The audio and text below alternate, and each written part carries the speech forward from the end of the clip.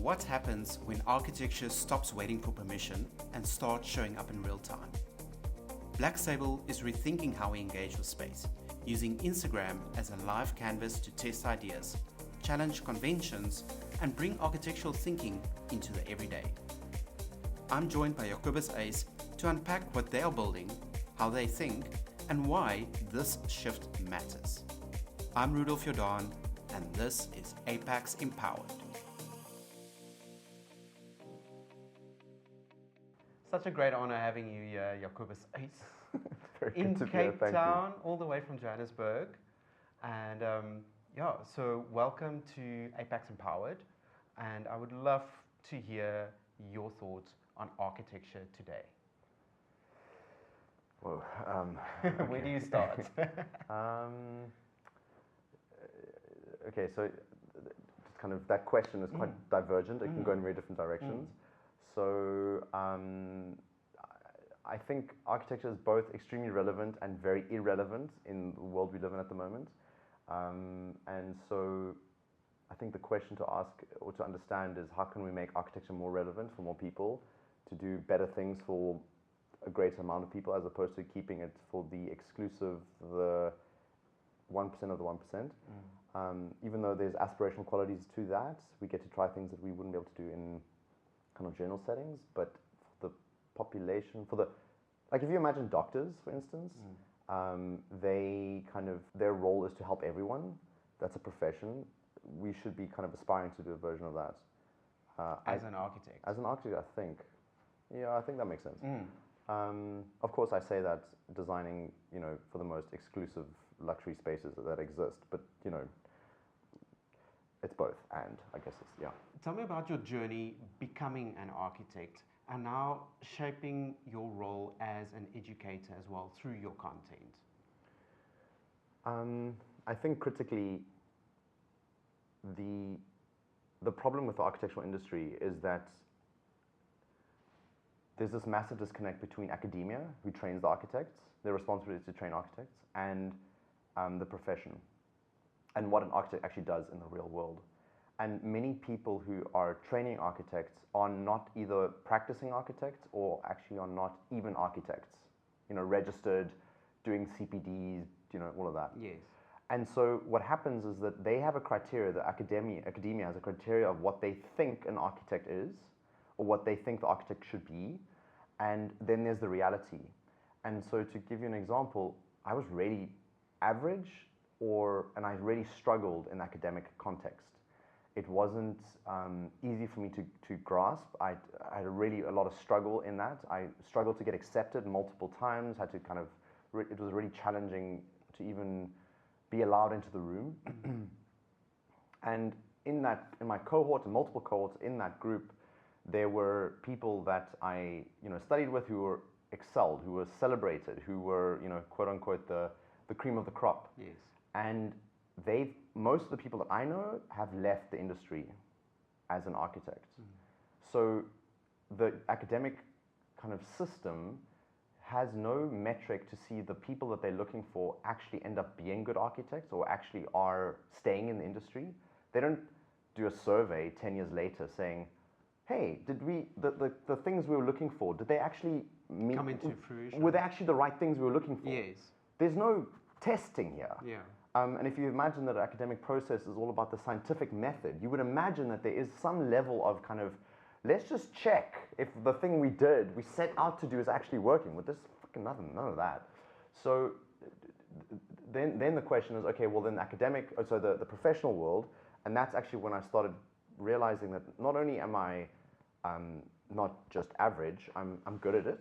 I have a way of doing things that maybe is a bit different to how other people do things, and importantly, love doing it and can also teach doing it. Okay.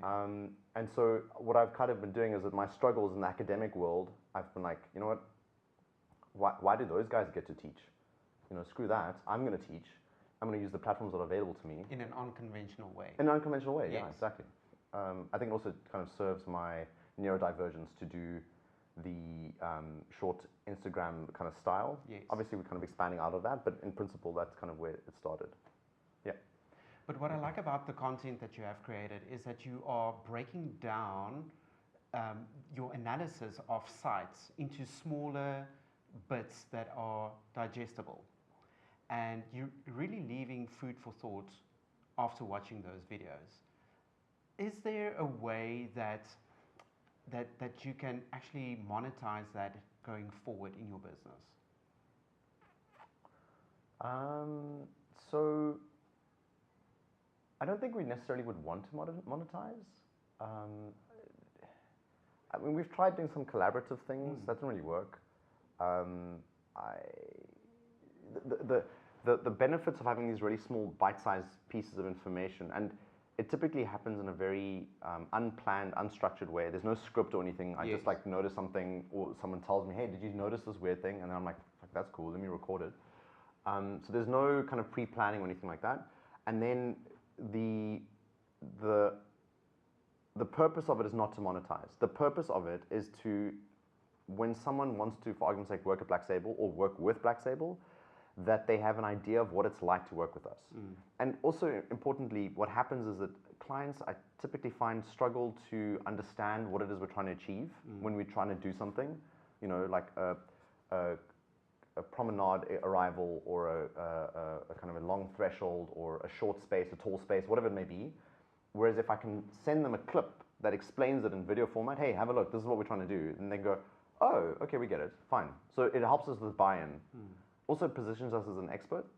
So when we say something, people are like, oh, they pay attention. It means something. Yeah. So direct monetization, probably not, but indirect monetization, yes. Yes. Yeah. Yeah. It benefits your business in the end of the day. I mean, I'm here because of it. So. Well, thank you so much for coming to Cape Town. Yeah.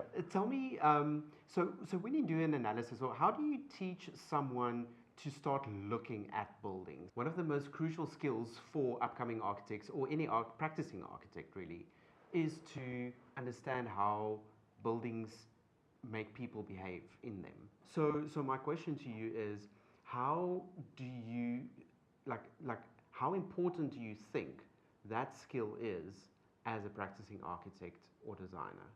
To be able to convey or to understand? To just understand, to analyze, to do analysis. It's very difficult to know if you imagine you go to a space that's really successful. So I can't remember her name now, but I think it was Jane Alexander. Yeah. She wrote a book called Death of the City. And there were kind of 5 main things that made a city amazing. And it is through observation that she learned these things. It's through analysis that she learned these things, and then could deduce it to these 5. I think it's 5.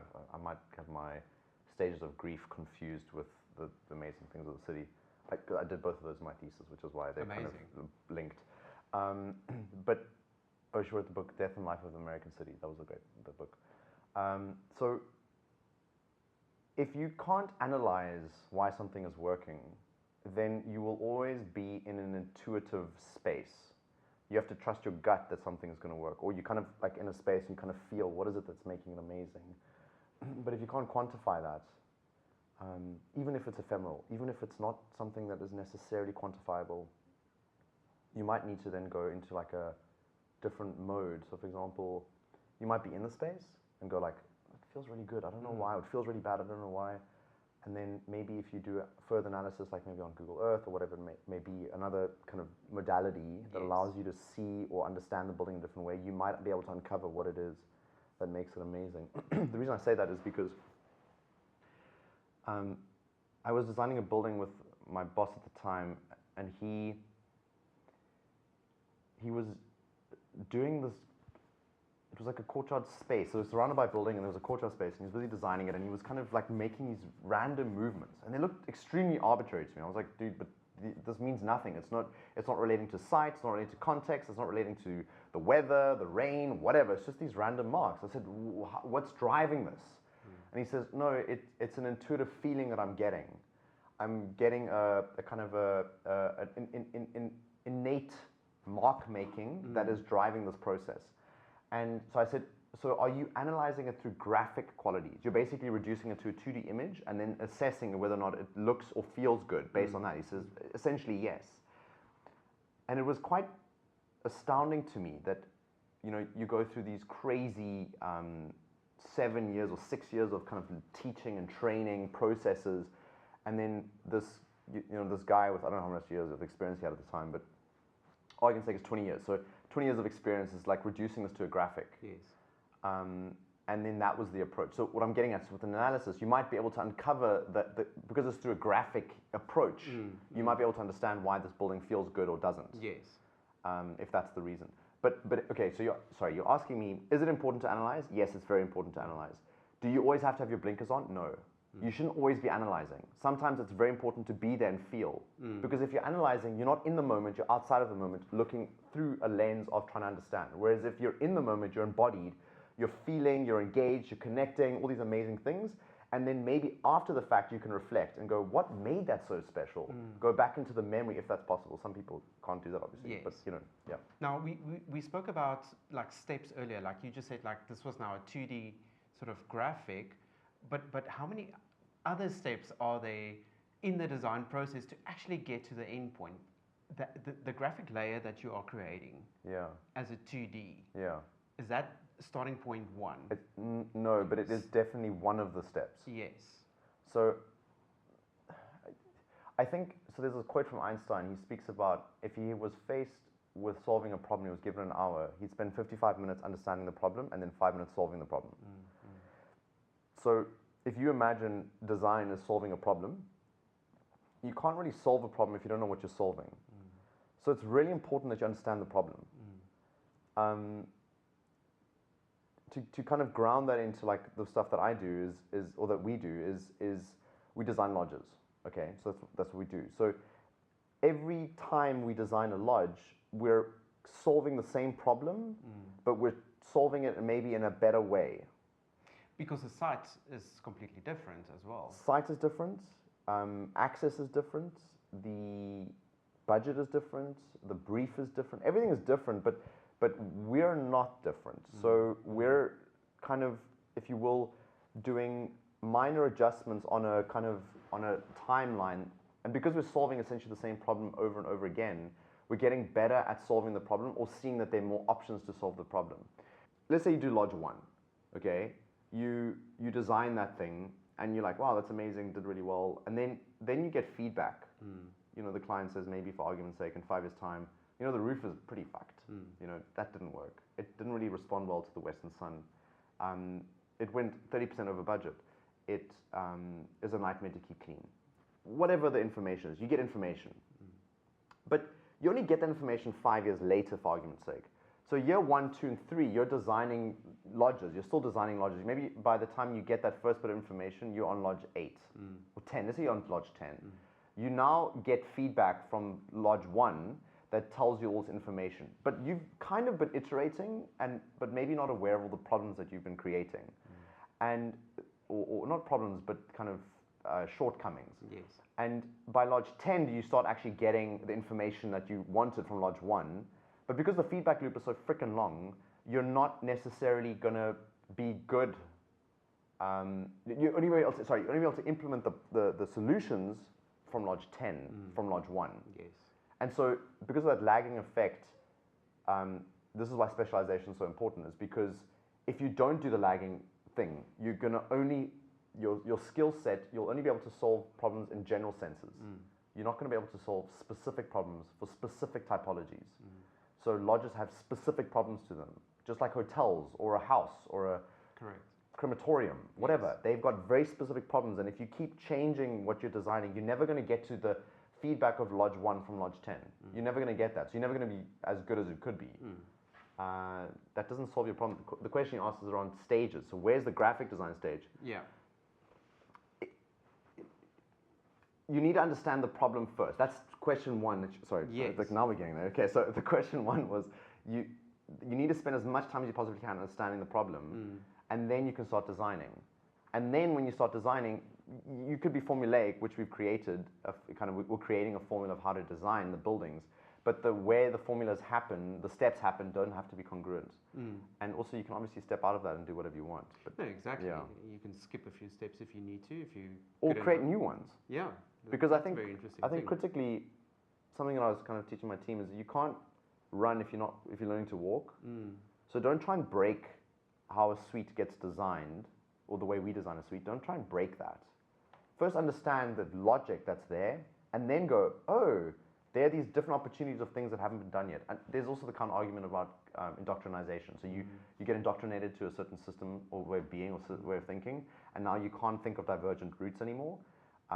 So you have to balance that, but I don't have a solution for that. Do you think that indoctrination is a university-specific?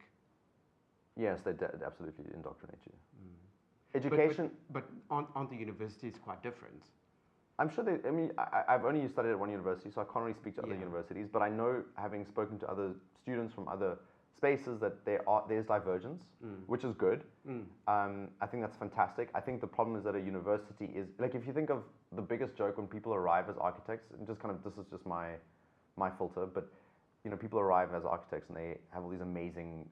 Their personalities, they wear the craziest outfits, whatever, and then at the end they all wear black and they wear round glasses.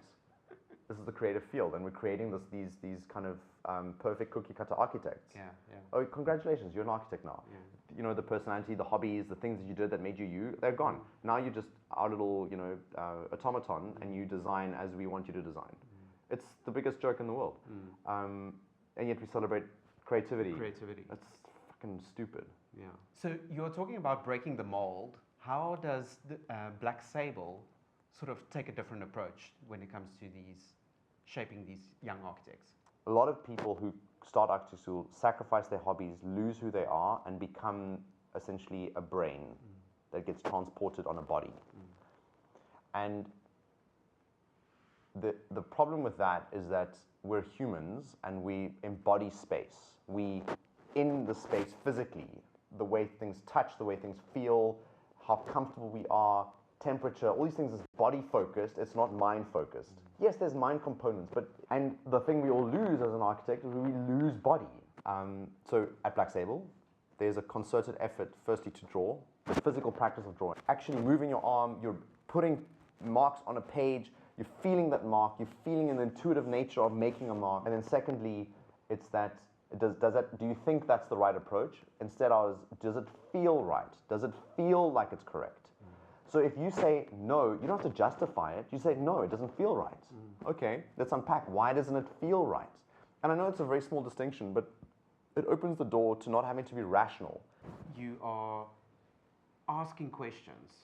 You are standing back a bit, reassessing what has been done, and then reapplying yourself to fix the problem.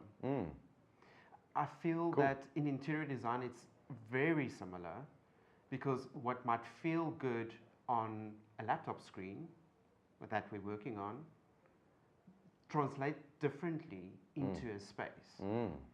And that, to me, is one of the most important things to do, is to be on site as often as possible. Absolutely. To really feel the energy of the space. Yeah. How the body moves through the space, how light moves through the space, wind, air, all of that. It plays such a big role in the experience of the end user in the end. You're absolutely nailing something here that I had forgot to mention, is that we insist on being involved in construction because of exactly what you described. If we're not involved in construction, we're going to not learn the lesson we're supposed to learn. And I can't always tell you what they are, but you know, very often you'll be on site and before maybe the slabs are up or whatever it is, the kind of wall structure or the frame structure is up. And this happened, 3 weeks ago. We're on site, frame structure's up. We're like, oh my gosh, this is an incredible view here, but we've got a solid wall here. Oh my gosh. We need to open this thing up. That's the view, And we'd missed it because the view we were looking perpendicular to the view. Perpendicular? Yeah. Parallel to the view, but there's another view on the perpendicular side that we had missed. There's many reasons for it, and whatever. But the point is that if you're not on site, you would have missed it, and the contract would have built it, because the contract is not trained to see these opportunities necessarily. They might, but you can't rely on that. So it's very important we go to site. Exactly what you described. Were you able to go back to the drawing board, or was the client resistant? No problem. It's large building. Yeah, it's different animal. That's fantastic. Yeah. Now, when it comes to the large designs that you do work on, obviously these places are quite far apart, and traveling and getting there is quite difficult. Yeah. So I assume you are not on site that often. So yes, it also depends on the scope and the size of the project and the client's willingness to get us to site. At the very least, we're there once a month, but we've done builds where we're there at least every 2 weeks, and there's always a flight involved and time because it's so important for us to be there. And critically, also the whole team goes. So everyone has their own sites typically, and even the interns, we'll have a senior architect with the intern, and then they can kind of collab on it. But it's for them to get that exposure because we build buildings. We're not intellectualized sitting in a drawing room. Like we build. I mean, we don't physically build. We fucking we just make marks. But essentially, we're there. Yeah. We're part of the team, and it's very important that we go to site and experience site because that's where you learn. You're not going to learn looking at a detail. What are some of the main design principles that you continuously use in your projects? For some reason, I'm obsessed with public to private transitions and thresholds. I'm very sensitive to them, and so I overly emphasize them maybe to my team and the way we design and build. Let's say we've solved the footprint of a villa, and we've kind of figured out the best way to make a villa work. It really sucks that we have, because now I want to change it. You know what I mean? Like, you've designed the perfect T-shirt. Okay, are you going to now just make the same perfect T-shirt? No. We're going to start fucking with it a bit. Yes, yeah. What happens if we start messing around with these proportions, these things, the sequencing, the public to private relationships? What happens if, we break it? And so that's kind of what I'm also kind of working on. Like, okay, we've solved it, but now are we just going to cookie cut now? We can't. We have to break it. I think there's something better around the corner. We just don't know what it is yet. My other massive obsession is to have Black Sable be an incredible company. I don't know if you asked me that, but so training my team to get them to be exceptional and trying to make everyone a co-creator in this element that is firstly Black Sable. So Black Sable is a project. We're busy building Black Sable. And then also Black Sable builds. And so being co-creators in both of these spaces. And everyone's a co-creator. I think that's something that maybe people don't realize when they're trying to create culture, is that they think culture's top down, or people think culture's top up, but it's both. It's continuously happening. And you need to give space for the grasses to grow, but you also need to be aware of the trees above that already exist. So, and water from the top. And exactly, you need all of it. So getting back to your culture in your company, what is it that you really want the culture to be? I don't think I can answer that, because is it again something that you just sort of like feel and like this fits and this is right? I don't know if you guys watch a lot of movies, but I have a perpetual movies playing in my head. So the movie that came up now is from Tron, and Jeff Bridges' character, he speaks about these a species kind of manifested in his digital world, and he didn't know what happened, but it just kind of happened, and he spoke a bit like a fire. The conditions were right, and the fire lit. It's a bit like that. You can be very kind of intentional about creating and like, oh, we're going to do these six things, and if we do these 6 things, then we're going to have an amazing culture. But if no one buys into those 6 things, then it doesn't matter what you created if you don't have culture. Yeah. Culture is a conversation between everyone. All parties are involved, and if they're not having conversations, that's still a culture. It's a shit one, but it's a culture. So I think the critical thing of culture is if everyone can give each other feedback. So if the junior can give the most senior guy feedback, for argument's sake, that's culture. If the junior guy can run a project that the senior guy is like, for example, let's say I'm the new guy, you're the established owner. If you give me a project and I become your boss in this conversation, it breaks down those power dynamics that you become beholden to me. That's very important. If you can firstly understand power dynamics and then break those down, and the reason you want to break them down is because you don't know where a good idea comes from, and you need someone to be able to say the thing they need to say, If they don't feel comfortable enough saying it and they're not used to speaking up, they're not going to speak up.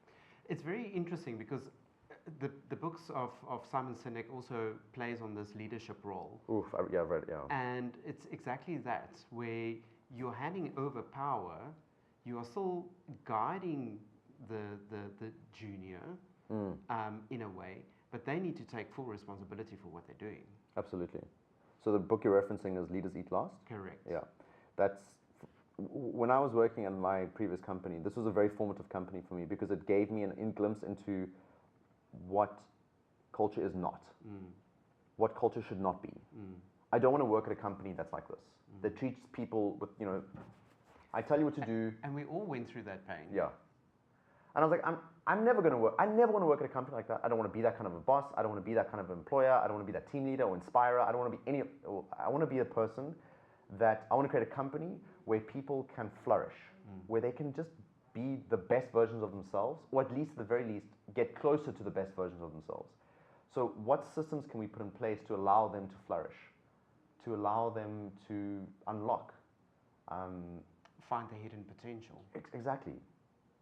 It's something that's very dear to me. I think it's kind of going back to like a past trauma space where I have massive feelings of being inadequate or not being supported, and so I want to kind of heal my past trauma by doing this for people, so allow them to be the best that they can be.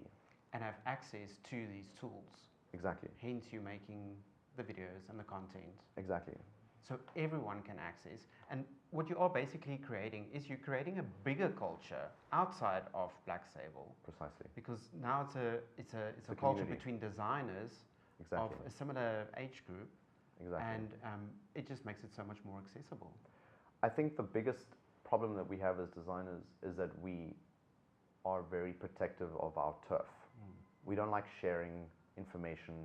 We don't like sharing clients, for argument's sake. You have a client, and now if that client approaches me, you automatically go like, how dare you, that's my client, And I get it, because it's life and death, right? So absolutely, like, this is your food on the table. But there's no reason to be like that. We can be better. Yes. If we collaborative on these things, then there's no reason for the client necessarily to shift, or we can help each other be better designers. How can we start challenging that sort of dynamic? So there's this culture of doing risk work or risk work for free that exists in design. I'm sure you do for developers. Of course. Yeah. Yeah. If everyone, all designers, decided on a day, we are no longer doing risk work. It doesn't exist. It's imaginary. What is the developer going to do? They need the work done. They need to start paying. They're going to pay. Yes. It's a very simple solution if everyone does that. And so I think the thing to do is to be brave and to say, we're going to be the new standard. We're going to be what we need to be.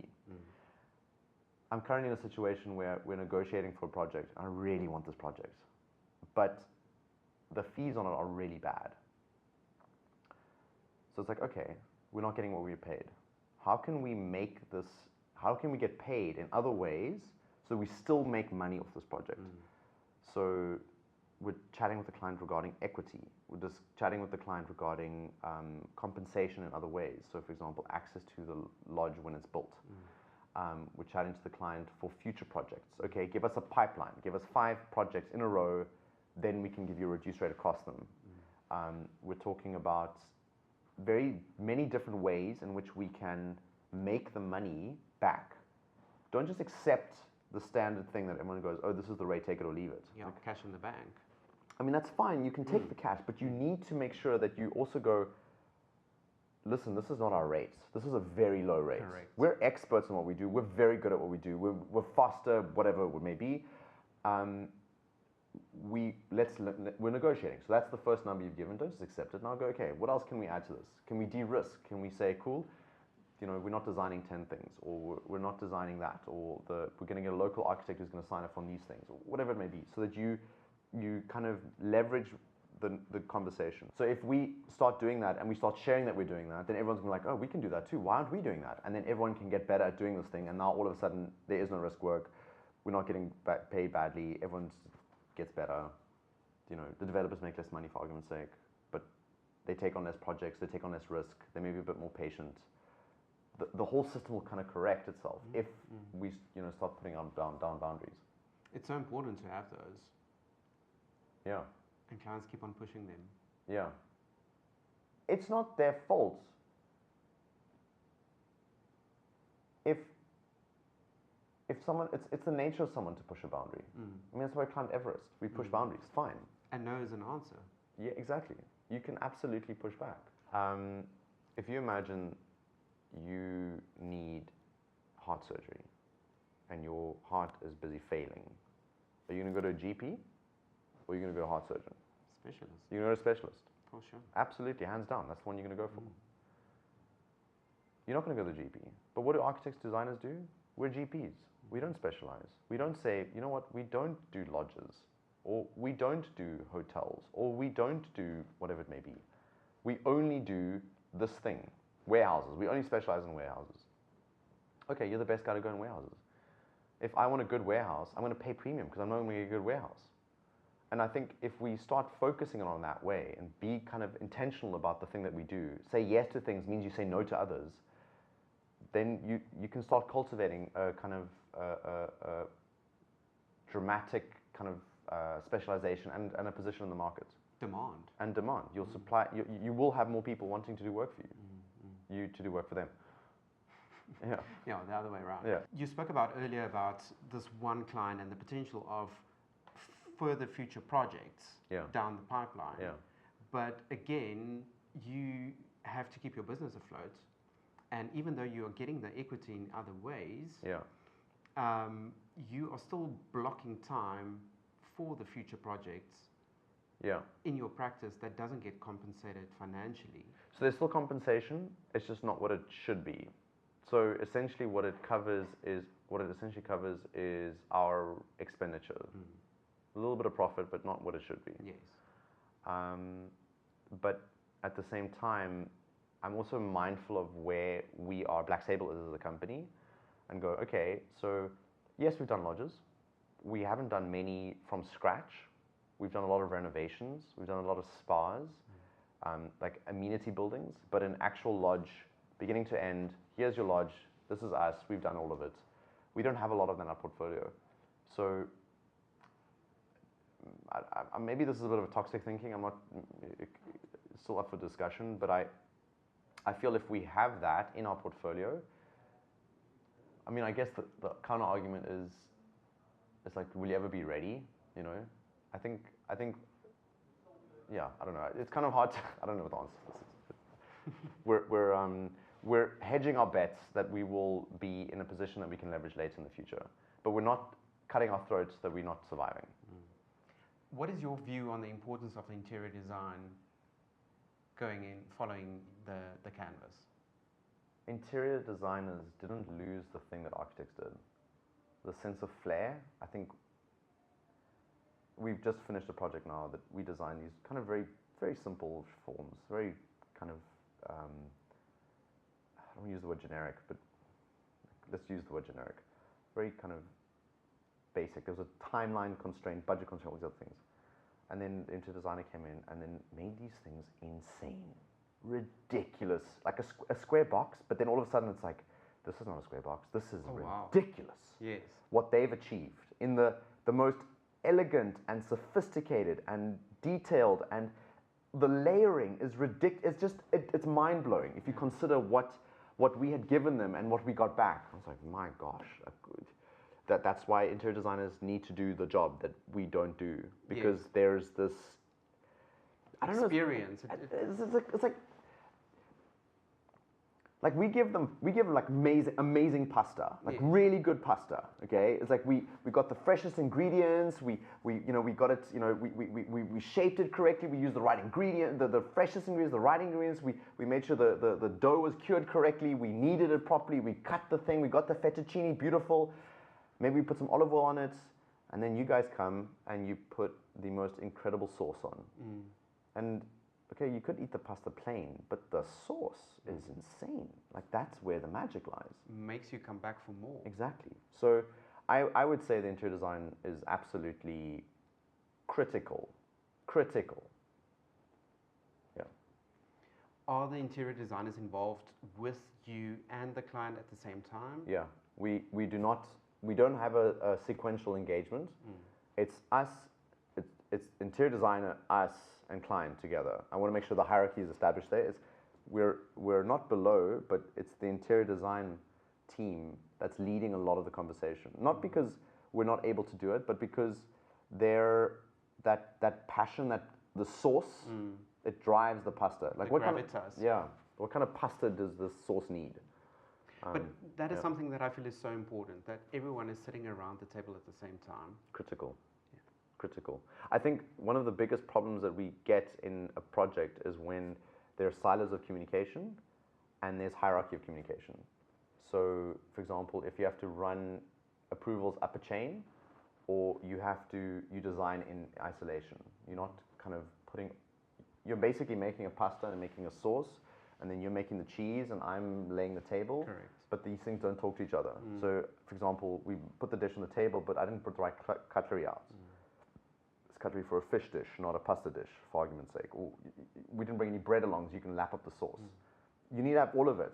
Otherwise, the wine pairing is it's a vodka martini with your pasta dish. It doesn't work. You need all of this. It's an orchestra. We all have to play our part.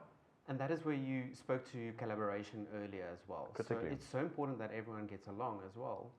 Who do you sort of have influence in who works together as an architect, or is it mainly the client that is making those decisions on the lodges? So, for example, you're asking if we get hired as an architect, do we then recommend certain people to work with us?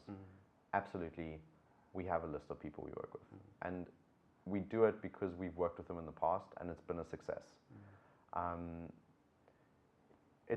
It's really strange. There's some professions or team members, they have this very kind of top down, like look down on you, and it's because they don't value maybe what an interior designer does or what an architect does.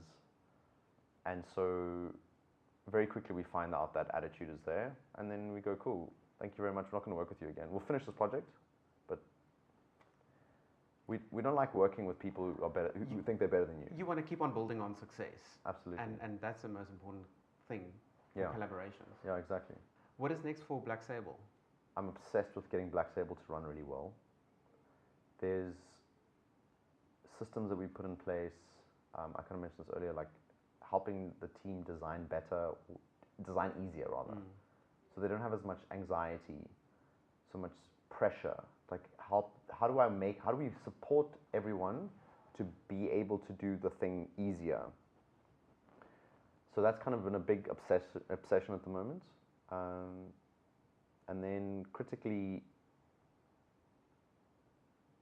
we've got a lot of kind of client projects that are on the go at the moment, or kind of picking up at the moment.